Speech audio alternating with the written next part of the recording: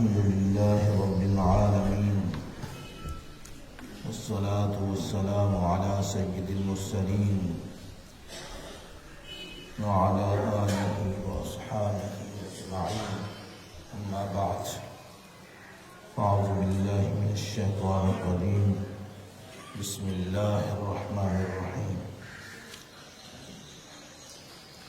يا أيها الذين آمنوا كتب عليكم الصيام كما كتب على الذين من قبلكم لعلكم تتقون أياما معدودات صدق الله العظيم. اللہ تعالیٰ ارشاد فرماتا ہے اہل ایمان تم پر ہم نے روزے فرض کیے ہیں جس طرح پہلے لوگوں پر فرض کیے گئے تھے لعلکم تتقون تاکہ تم متقی اور پرہیزگار بن جاؤ. تو روزہ سے حاصل ہونے والے وہ اسرار و رموز اللہ تعالی اس ماہ مقدس میں روزے کے ذریعے سے انسان کو تربیت فرماتا ہے کہ وہ انسان اپنے جذبات کو قابو میں رکھے. اسی لیے فرمایا لعلکم تتقون تاکہ تم ڈر والے بن جاؤ، متقی بن جاؤ، پرہیزگار بن جاؤ، اپنے آپ پر قابو رکھ سکو، اپنے جذبات کو قابو رکھ سکو اور تمہیں صبر حاصل ہو، تمہیں شکر حاصل ہو اور جذبہ ایثار، دوسروں کے لیے قربانی دینا، یہ چیزیں تمہیں حاصل ہوں. یہ روزے کا مقصد ہے. اور اگر روزے کا مقصد حاصل نہ ہو، صبح سے لے کر شام تک بھوکا اور پیاسا رہنا یہی مقصد ہوتا تو پھر تو کوئی مسئلہ نہیں تھا، پھر تو کوئی فائدہ نہیں روزے کا. روزے کا فائدہ یہ ہے کہ تم متقی اور پرہیزگار بنو. لیکن اگر صرف بھوکا اور پیاسا رہنا ہے تو پھر اس روزے کا کچھ فائدہ نہیں. اللہ تعالی اہل ایمان کی تربیت فرمانا چاہتا ہے. فرمایا تم نے صبر کیسے کرنا. صبح سے لے کر شام تک تم کھانے اور پینے سے اور نفسانی خواہشات سے پرہیز کرتے ہو، یہ صبر ہے. اور یہ حلال چیزوں سے روکنا ہے. اس ماہ مقدس میں مخصوص وقت میں صبح سے لے کر شام تک تمہیں حلال چیزوں سے روکنا ہے تاکہ باقی ماہ میں تم حرام چیزوں سے بآسانی بچ سکو. یعنی تمہارے اندر یہ اللہ تعالیٰ صفت پیدا فرمانا چاہتے ہیں کہ تمہیں صبر کی تربیت ہو، صبر کی تمہیں تلقین کرنا چاہتے ہیں کہ تم اپنے آپ کو قابو کر سکتے ہو، اپنے آپ کو قابو رکھ سکتے ہو، اپنے جذبات پر تم ٹھہر سکتے ہو، قابو کر سکتے ہو. لہذا اللہ تعالیٰ نے جن چیزوں کو حرام فرمایا ہے ان پر تم کیسے نہیں ٹھہر سکتے. حلال جو چیزیں ہیں صبح سے لے کر شام تک ان سے تم رک سکتے ہو، وقت کی پابندی ہے. تو باقی ماہ میں تم حرام سے کیسے نہیں رک سکتے؟ میں نہیں، تم رک سکتے ہو، تم اپنے آپ پر قابو پا سکتے ہو، اپنے جذبات کو قابو رکھ سکتے ہو، صبر کر سکتے ہو. اس ماہ مقدس میں تمہیں یہی بتانا ہے کہ تمہاری تربیت ہو کہ تم جو کام حلال طریقے سے کر سکتے ہو ان کو بھی ان مخصوص اوقات میں تم رک جاتے ہو. تو باقی 11 مہینے میں تم حرام سے کیسے نہیں رک سکتے؟ فرمایا یہ نہیں ہو سکتا. وہ اللہ تعالیٰ صبر اور شکر، اس ماہ مقدس میں 2 صفتیں جو ہیں صبر اور شکر، یعنی جب صبح سے لے کر شام تک تم رکو گے تو یہ صبر ہوگا، اور شام کے وقت جب تم کھاؤ گے تو اس کے بعد اللہ کی حمد کرو گے تو یہ شکر ادا ہوگا۔ تو اللہ تعالیٰ ہمارے نفس کے اندر ہماری تربیت فرماتے ہوئے ہمیں صبر اور شکر کی تلقین فرماتا ہے۔ پھر اس ماہ مقدس میں ان دو صفتوں کے علاوہ جذبہ ایثار کہ قربانی کرنا، دوسرے کے لیے قربانی دینا،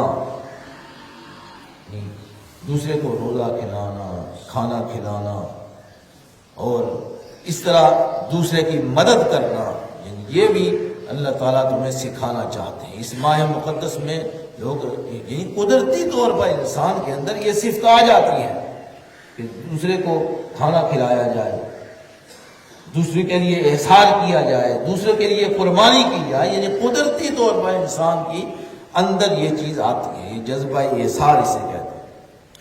پھر ایک صرف تزکیہ نفس کہ روزے کے ذریعے سے اللہ تعالیٰ انسان کے نفس کا تزکیہ فرمانا چاہتے ہیں کہ انسان اپنے آپ کی کیا کرے، تربیت کرے، تزکیہ کرے، کیونکہ تزکیے سے ہی فلاح ہے۔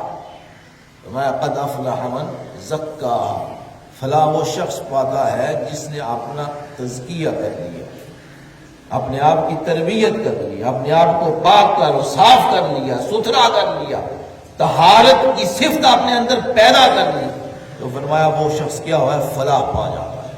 قد افلح من زکاہا وقد خاب من دساہا، اور جس نے اپنی تربیت نہ کی، اپنا تزکیہ نہ کیا، اپنی عادتوں کو نہ بدلا، تو فرمایا اس نے تو اپنے آپ کو نامراد کر دیا، وہ خسارے میں چلا گیا، گھاٹے میں چلا گیا۔ فلاح وہی شخص پاتا ہے جو اپنا آپ کا تزکیہ کرتا ہے۔ تو یہ اس ماہ مقدس میں یہ ہے کہ اپنا تزکیہ کرو۔ اللہ تعالیٰ یہ صرف تمہارے اندر پیدا فرمانا چاہتے ہیں کہ تم نے اپنے آپ کی بھلائی کیسے کرنی ہے۔ یاد فرمایا نا ایک مقام پہ، یا ایھا الذین آمنوا قوا انفسکم واہلیکم نارا، فرمایا اپنے آپ کو بچاؤ آگ سے، آگ کی طرف جا رہے ہیں۔ یہ ہماری جو صفات، بری صفات ہوتی ہیں، یہ آگ ہیں، یہاں بری صفتیں ہوتی ہیں اور آگے جا کر آگ میں چلے جائیں گے، بس یہی کیا فرمایا کہ اہلیکم، فرمایا یا قوا انفسکم، اپنے آپ کو بچاؤ، میں اپنے آپ کو بچاؤ کس سے؟ آگ سے۔ واہلیکم، اور جن کی تم پر ذمہ داری ہے، یعنی اپنے اہل و عیال، فرمایا ان کو بھی بچاؤ آگ سے۔ یا ایھا الذین آمنوا قوا انفسکم واہلیکم نارا، یہ ہر شخص پر یہ آیت مبارکہ لاگو ہوتی ہے، اور ہر شخص پر یہ ان کی، ہر شخص کی تزکیہ اور اس کی تربیت، ہر شخص کے لیے یہ آیت مبارکہ، یا ایھا الذین آمنوا قوا انفسکم، اپنے آپ کو بچاؤ، اپنی تربیت کرو، اپنی عادتیں بدلو، اپنے آپ کو پاک کرو، اپنے آپ کو صاف کرو، ستھرا کرو۔ پھر اس کے بعد تمہاری جس کی تمہارے ذمے جس کی تربیت کرنی ہے، میں اس کو بھی آگ سے بچاؤ۔ یا ایھا الذین آمنوا قوا انفسکم واہلیکم نارا۔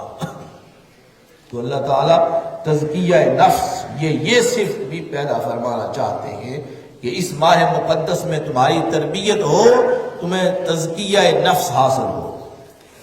پھر اس ماہ مقدس میں توبہ کی تجدید، انسان توبہ کرتا ہے، تو اس ماہ مقدس میں اللہ تعالیٰ کی طرف سے بلاوا آ رہا ہے، آؤ میری بارگاہ میں توبہ کرو۔ انسان توبہ کی تجدید کرے، دوبارہ توبہ کرے، اپنی غلطیاں، اپنی کوتاہیاں، اپنی کمیاں، اپنی تقصیر، فرمایا اس سے کیا کرو، اللہ کی بارگاہ میں آ کر توبہ کرو۔ یہ بھی اس ماہ مقدس میں اللہ تعالیٰ انسان کے نفس میں یہ پیدا فرمانا چاہتے ہیں۔ اور روزے سے جو سب سے بڑا مقصد ہے، تمام عبادات سے یہی مقصد حاصل ہوتا ہے اور یہی مقصد ہونا چاہیے۔ تمام عبادات کا مغز ہے، اور روزے کا بھی یہی کہ وہ اس سے رضائے الہی حاصل ہو، اللہ کی رضا حاصل ہو۔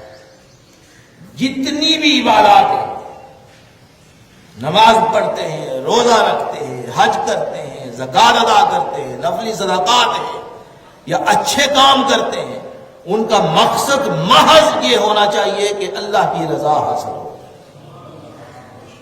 سب سے بڑی چیز یہ اللہ کی رضا حاصل ہو۔ عبادات سے کیا مطلب، ویسے کیا مقصد ہے عبادات کا؟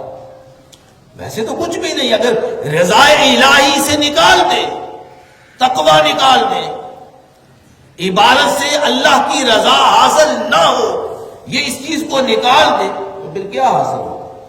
کوئی بھی عبادت لے، نماز ہے، اگر اللہ کی رضا حاصل نہیں ہے کرنی اس سے، تو پھر اس نماز کا کیا؟ ویسے ہی سجدے دینے، ویسے ہی رکوع کرنے ہیں، ویسے ہی قیام ہے، ویسے ہی تسبیح تحلیل ہے، یعنی اللہ کی رضا حاصل کر۔ دوسرا ایک اور پہلو بھی یہی جاتا ہے کہ جو ہم دوسروں کو دکھانے کے لیے کام کرتے ہیں، نماز پڑھی اپنے ہاں تو لمبی پڑھی، دوسرے کے سامنے بھی لمبی پڑھی نماز، یعنی لمبی نماز پڑھنا، ویسے جو اپنے طور پر ہے وہ مختصر کر دی، ویسے ہی بس وقت گزار دیا۔ لیکن کوئی دیکھ رہا ہے تو نماز کو لمبا کر دیا، کوئی دیکھ رہا ہے تقویٰ اور پرہیزگاری ہے، اور اپنے ہاں کچھ بھی نہیں ہے۔ تو یہ چیزیں جو ہیں، یعنی یہ رضا الہی حاصل تب ہوگی جب ہم اپنا تزکیہ کریں گے، ہمیں خود پتا ہوگا کہ یہ نماز میں اللہ کی رضا کے لیے حاصل کر رہا ہوں یا دوسروں کو دکھانے کے لیے، یہ روزہ میں دوسروں کو دکھانے کے لیے کر رہا ہوں یا اللہ کی رضا سے حاصل ہو رہی ہے۔ لہذا ہر عبادت میں جو شخص جو جس طرح کی عبادت کرتا ہے، اس میں یہ چیز مد نظر رہے کہ اللہ کی رضا اسے حاصل کرے، اور اگر اللہ کی رضا حاصل نہ ہو، اخلاص نہ ہو، اس دوسرے لفظوں میں سے اخلاص بھی کہتے ہیں، اور اگر اللہ کی رضا نہ ہو تو اس کو ریاکاری کہتے ہیں۔ اگر یہ چیزیں عبادت سے یہ چیزیں حاصل ہوگی، ریاکاری حاصل ہوگی، تو وہ عبادت تو کسی کام کی نہیں ہے۔ لہذا ہر عبادت میں اللہ کی رضا، یعنی اس عبادت کا مغز یہی ہے، اس کا مدعا اور مقصد یہی ہے کہ کیا اس عبادت سے اللہ کی رضا حاصل ہو۔ اور اگر اللہ کی رضا حاصل نہیں، یہ جتنے بھی بزرگان دین ہیں، اولیاء کرام ہیں، یہ اپنا تزکیہ کرتے ہیں، اپنے نفس کا تزکیہ کرتے ہیں، اور اللہ کے دروازے پہ بیٹھ جاتے ہیں۔ کسی سے پوچھو کس طرح تو نے مقام حاصل کیا؟ نے جنگلوں میں پھر کے مقام حاصل کیا۔ اب جنگلوں میں پھرنا جو ہے کیا کوئی مقصد ہے؟ جنگلوں میں پھرنا مقصد نہیں ہے، مقصد اسے اللہ کی رضا حاصل کرنا ہے کہ لوگوں سے بھاگیں اور یہاں وہاں جا کر گوشہ نشین ہو کر اللہ کی رضا حاصل کریں۔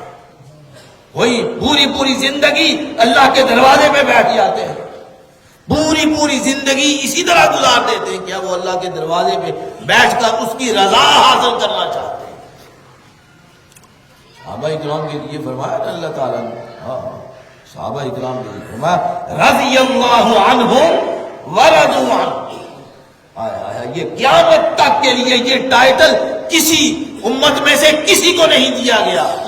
کون سا؟ رضی اللہ عنہ۔ اللہ نے پہلے ہی فرما دیا، فرمایا یہ میرے صحابہ، جو میرے رسول کے جو صحابی ہیں، سب کے لیے یہ ٹائٹل ہے، اللہ ان سے راضی ہو گیا، وہ اللہ سے راضی ہو گیا۔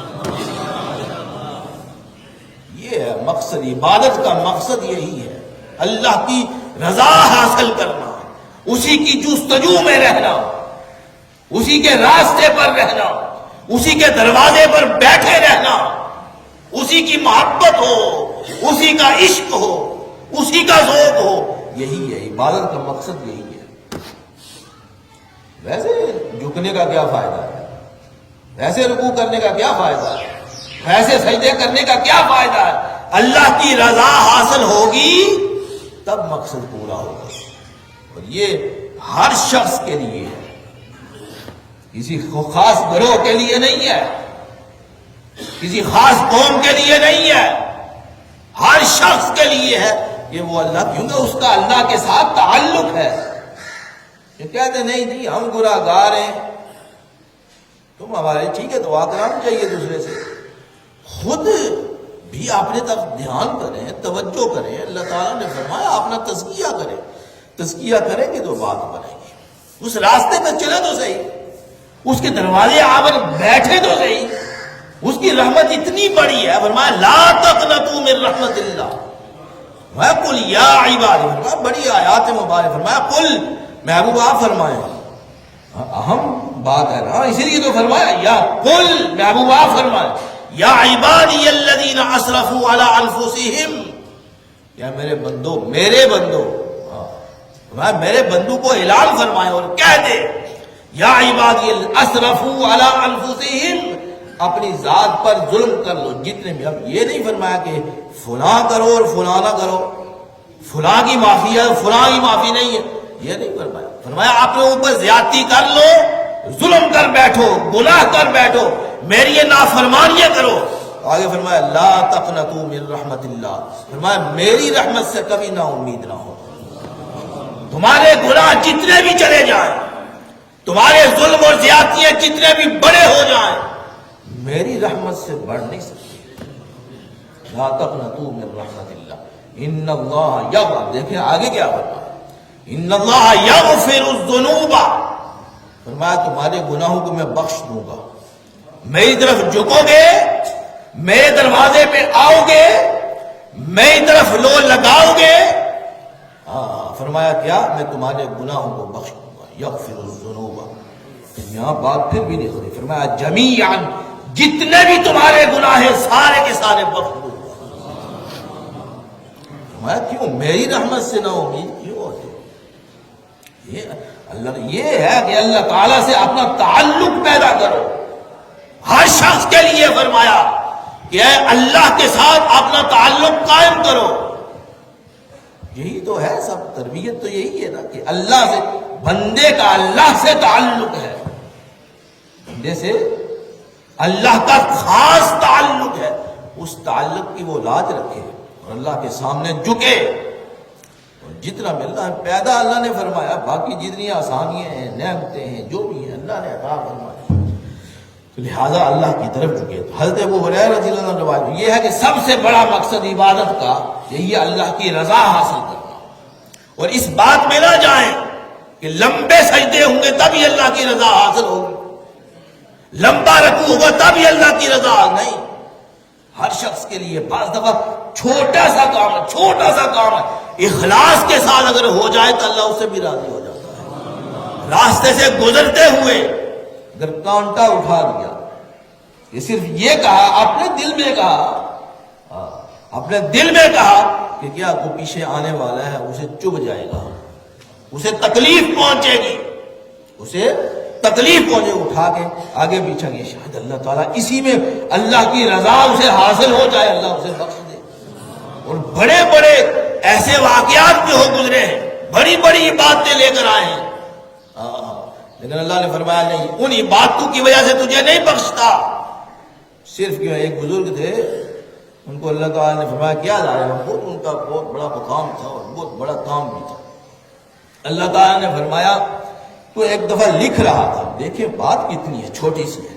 فرمایا ایک دفعہ تو لکھ رہا تھا قلم سے، اور لکھنے کے بعد تو نے وہ اس پہ وہ سیاہی لگی ہوئی تھی، اور تو نے وہاں آ کر کوئی مکھی بیٹھ گئی اور اس نے چوسنا شروع کر دیا، اور تو نے دیر کر دی کہ چلو اس کا کام پورا ہو جائے، اس مکھی کا کام پورا ہو جائے، تو میں ابھی نہیں لکھتا، اس کو اٹھاتا نہیں، اسے تکلیف نہیں دیتا.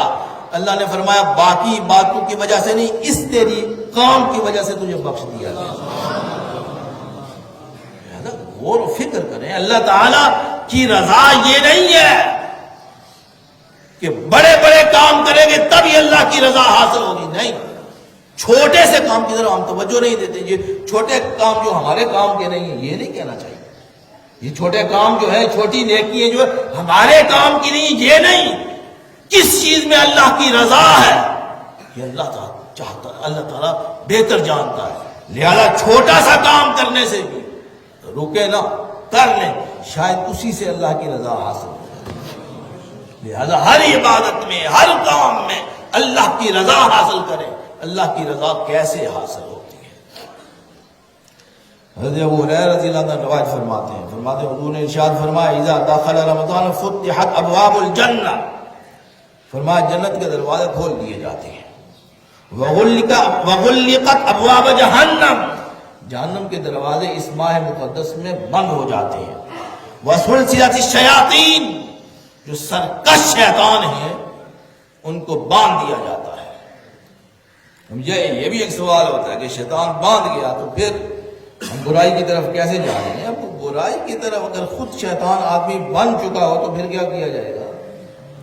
انسان کے اندر خود برائی رچ بس گئی ہو، جس کا صبح اور شام یہ کام ہی یہی ہو، شیطان کے پیچھے چلنا، تو ایک ماہ کے لیے اگر شیطان بند بھی ہو گیا تو وہ خود شیطان بنا ہوا ہے. اسی لیے تو کہہ رہا ہے اے باغی اللہ کی طرف آ، یہ ماہ مقدس ایسا ہے جو تیرا خارجی دشمن ہے، تیرا خارجی دشمن ہے شیطان، اس کو تو ہم نے باندھ دیا. اب تیرا داخلی دشمن جو نفس ہے اب تجھے یہ ابھار رہا ہے، اس کو قابو کر. تتقون کا معنی یہی ہے، صبر کا یہی معنی ہے نا، اپنے آپ کو قابو کرو اپنے آپ. اب یہ جو اس ماہ مقدس میں جو غلطیاں اور گناہ کرے گا اس سے سرکش شیطان کی طرف سے یہ نہیں، یہ اپنی سرکشی ہوگی، یہ اپنی سرکشی ہوگی. لہذا اپنے آپ کو قابو کریں، اپنے جذبات کو قابو کریں. اس ماہ مقدس میں فرشتے دن اور رات بندوں کی بخشش کے لیے دعائیں کرتے ہیں، بندوں کی بخشش کے لیے دعائیں کرتے ہیں. حضرت ابو ہریرہ رضی اللہ عنہ روایت فرماتے ہیں حضور نے ارشاد فرمایا من لم يدع قول الزور والعمل به فليس لله حاجہ، فرمایا جو شخص نہ چھوڑے، یہ برے کام نہ چھوڑے رمضان میں بھی، روزے کی حالت میں بھی، لم يدع قول الزور، جھوٹ نہ چھوڑے، اور عمل ایسے برے عمل کرنا یہ بھی نہ چھوڑے. فرمایا اللہ کو پھر تمہارے اس کھانے پینے کے چھوڑنے کی کوئی حاجت نہیں ہے. دیکھیں یہاں پتہ چل گیا کہ روزے کا مقصد کیا ہے. فرمایا اگر تم جھوٹ نہیں چھوڑو گے، برے کام نہیں چھوڑو گے، گناہ نہیں چھوڑو گے، تو فرمایا صرف ان یدع طعامہ وشرابہ، فرمایا لیس للہ حاجہ، فرمایا اللہ کے لیے تمہارے اس روزے کی کوئی حاجت نہیں ہے. اللہ تمہارے روزے کو کیا کرے گا؟ اللہ تو اس روزے کے ذریعے سے چاہتا ہے کہ تمہاری تربیت ہو، تمہاری تربیت ہو. اگر تربیت تمہیں حاصل نہیں ہوئی، تم نے اپنا تزکیہ نہیں کیا، تو فرمایا تمہارے اس کھانے اور پینے کے چھوڑنے کی کوئی اللہ کو کوئی حاجت نہیں. روزہ رکھے گا بھی تو کوئی فائدہ نہیں. روزہ رکھ کے جھوٹ بھی بولنا ہے، چولی بھی کرنی ہے، غیبت بھی کرنی ہے، بد کلامی بھی کرنی ہے، گالی بھی نکالنی ہے، سب کچھ اپنا اسی طرح چل رہا ہے. اور پھر روزہ بھی رکھا ہوا ہے، رمضان شریف بھی ہے، رمضان المبارک بھی ہے، مقدس راتیں بھی ہیں، مقدس دن بھی ہیں، لیکن وہ اپنے کام نہیں چھوڑنے. تو اللہ تعالیٰ نے ارشاد فرمایا، حضور نے ارشاد فرمایا، حضرت ابو ہریرہ روایت فرماتے اللہ فرماتا ہے تمہارے اس فی ان یدع طعامہ وشرابہ، تمہارے صرف کھانے اور پینے کے چھوڑنے کا اللہ کو کوئی حاجت نہیں. اللہ تعالیٰ تمہاری تربیت کرنا چاہتا ہے، لہذا تم اپنی تربیت کرو. تم اپنی تربیت کا خود سوچو گے، کرو گے، چلو گے ادھر، تو پھر کام ہوگا. اللہ تعالیٰ عمل کرنے کی توفیق عطا فرمائے.